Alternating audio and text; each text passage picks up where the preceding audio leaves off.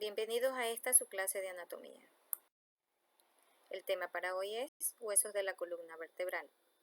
El objetivo, reconocer los huesos que forman la columna vertebral para comprender cómo se relacionan y qué tipo de movimientos proporcionan.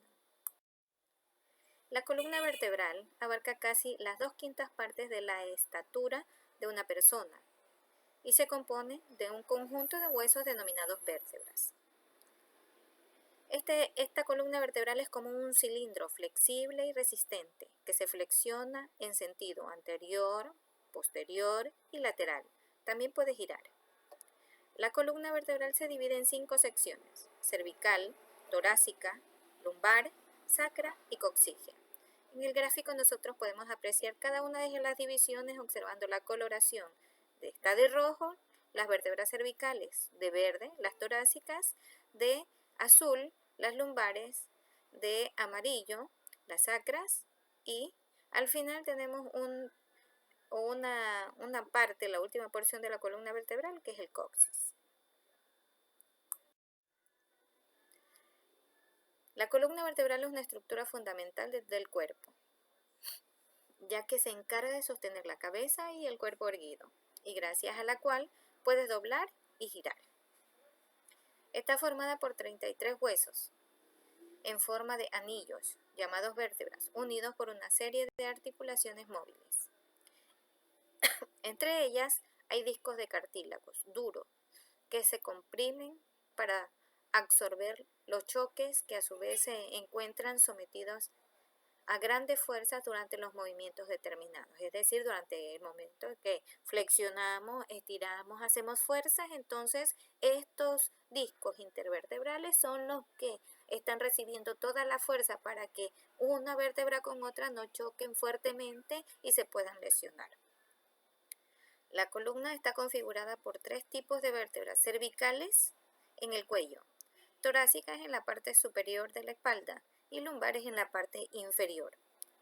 Las primeras se encargan de sostener la cabeza y el cuello.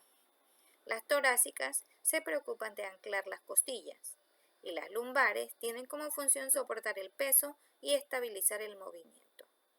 Un componente vital de nuestro cuerpo es la médula espinal, que atraviesa los agujeros vertebrales.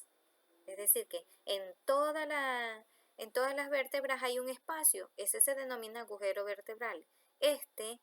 Al conectarse una vértebra con otra, forma un conducto. En ese conducto se ubica la médula espinal que llega hasta el cerebro.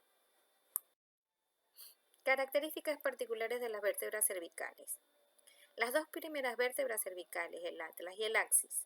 La primera vértebra cervical, que es el atlas, y la segunda, que es el axis, tienen formas diferentes a las otras 5 vértebras cervicales para permitir que la cabeza pueda rotar.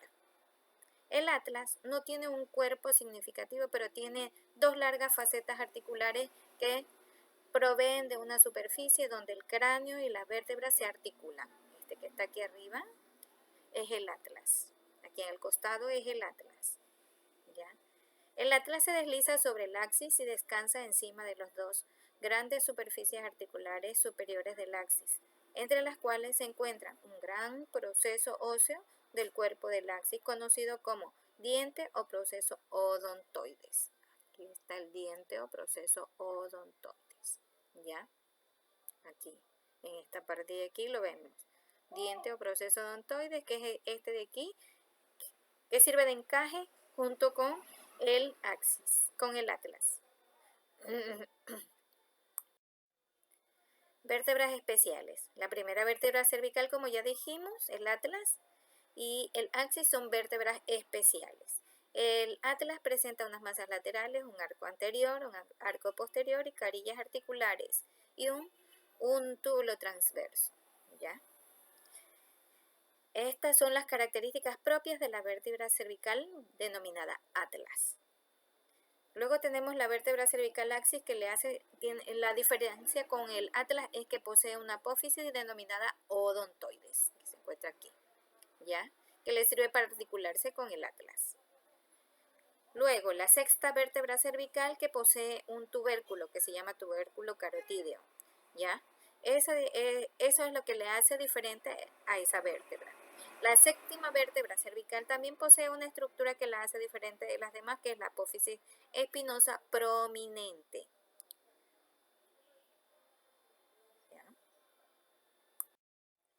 Características generales de las vértebras. Todas las vértebras presentan las siguientes porciones. Hacia adelante una masa ósea de forma cilíndrica, que es el cuerpo vertebral.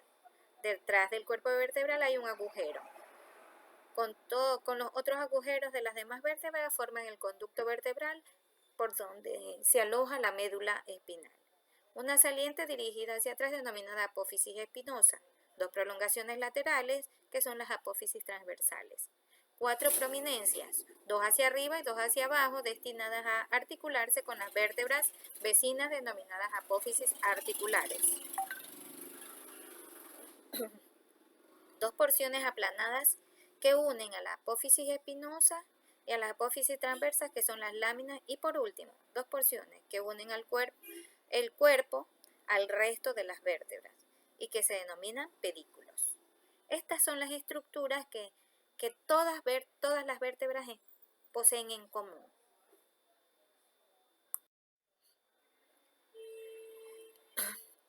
Características regionales de las vértebras. Las vértebras de la región dorsal poseen a cada lado del cuerpo vertebral 2 carillas destinadas a articularse con las carillas correspondientes. Si la vértebra que queremos clasificar presenta esas carillas, pertenece a la región dorsal.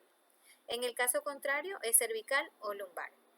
Si sus apófisis transversas están perforadas, es de la región cervical. Si no presentan estas perforaciones, entonces pertenecen a la región lumbar. Las vértebras sacras y coxígeas no pueden confundirse con las demás, porque están soldadas unas con otras. Características propias del de cada grupo vertebral. Entonces observamos aquí en el gráfico que están las características que poseen las vértebras cervicales, las dorsales y las lumbares, que son los primeros grupos de vértebras. Y estos poseen un cuerpo vertebral, un agujero vertebral, apófisis transversa, apófisis articulares, apófisis espinosa, pedículos y láminas. Cada una con una característica específica de acuerdo al grupo al que pertenecen. ¿Ya? Así vemos que el cuerpo vertebral de las cervicales es pequeño, de las dorsales es cilíndrico y de las lumbares es voluminoso. El agujero vertebral en las cervicales es triangular, en las dorsales es circular y en las lumbares vuelve a ser triangular. La apófisis transversa son cortas y bifurcadas en las cervicales y en las dorsales son abultadas y en las lumbares son largas y delgadas. Las apófisis articulares son planas en las cervicales, en las dorsales son planas y verticales y en las lumbares son superiores y cóncavas. La apófisis espinosas en las cervicales son triangulares y cortas, en las dorsales son más largas, en las lumbares son cuadriláteras y horizontales. En las vértebras cervicales el pedículo es una escotadura superior, en las dorsales es una escotadura inferior y en las lumbares también es una escotadura inferior. Las láminas en las cervicales son cuadriláteras, en las dorsales también son cuadriláteras pero verticales.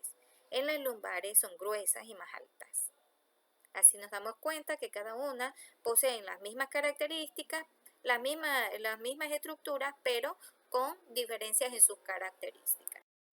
Ya. Vértebras sacras. Las vértebras sacras inicialmente son 5 vértebras, pero estas luego se fusionan y entonces queda solamente un hueso que se denomina hueso sacro. En su cara anterior es cóncava. Ya les dije yo que son vértebras que están unidas por 4 líneas transversales a cada lado, 4 agujeros sacros anteriores. Las vértebras 2, 3 y 4 dan inserción al músculo piramidal. En la cara posterior es convexa e irregular y tiene una cresta sacra media que termina abajo en una bifurcación. Las astas del sacro que limitan el hiato del sacro. A cada lado de la cresta está el canal del sacro y viene la cresta sacra intermedia. 4 agujeros sacros posteriores son delimitados por afuera por la cresta sacra lateral que fueron las apófisis transversas de las vértebras. Listo, entonces vemos que estas vértebras de aquí tienen características especiales. Ya, luego tenemos el coxis. El coxis es la parte final de la columna vertebral.